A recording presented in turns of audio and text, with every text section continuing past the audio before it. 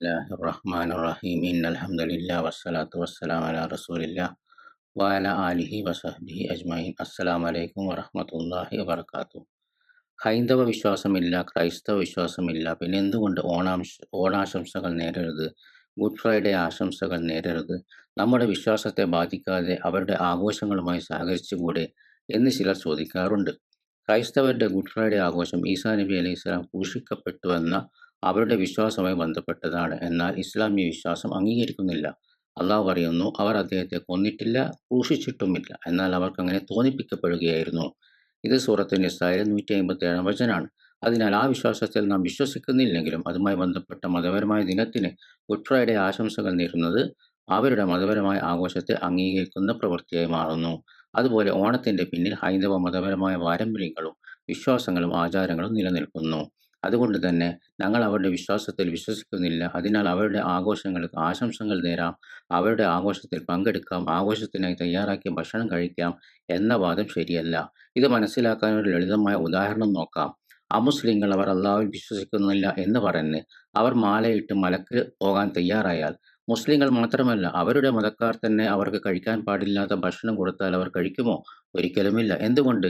അവർ സ്വന്തം മതവിശ്വാസത്തിനും ആചാരങ്ങൾക്കും വിരുദ്ധമായ കാര്യങ്ങൾ ഇതര മതവിശ്വാസം ഇല്ലാത്തവരാണെന്ന പേരിൽ അംഗീകരിക്കുകയില്ല.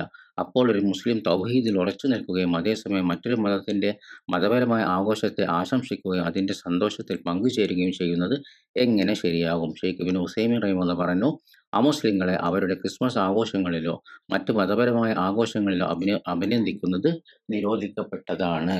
അദ്ദേഹം ഇബ്നുൽ ഖയ്യിം റഹിമഹുല്ലാഹ് അഹ്കാമു അഹ്ലി ദിമ്മിയിൽ ഈ വിഷയത്തിൽ ഉദ്ധരിച്ച ഏകോപിത നിലപാടും പരാമർശിക്കുന്നു.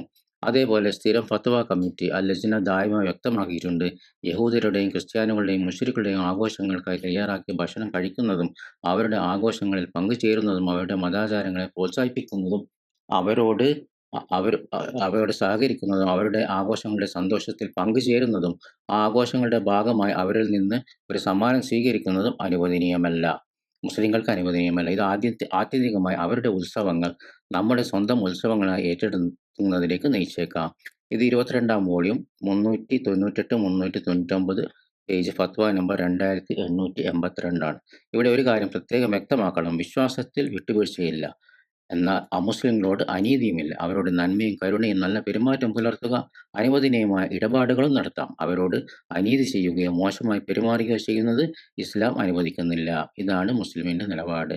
സുബ്ഹാനക്കല്ലാഹുമ്മ വബിഹംദിക അശ്ഹദു അൻ ലാ ഇലാഹ ഇല്ലാ അൻത അസ്തഗ്ഫിറുക വഅതൂബു ഇലൈക്.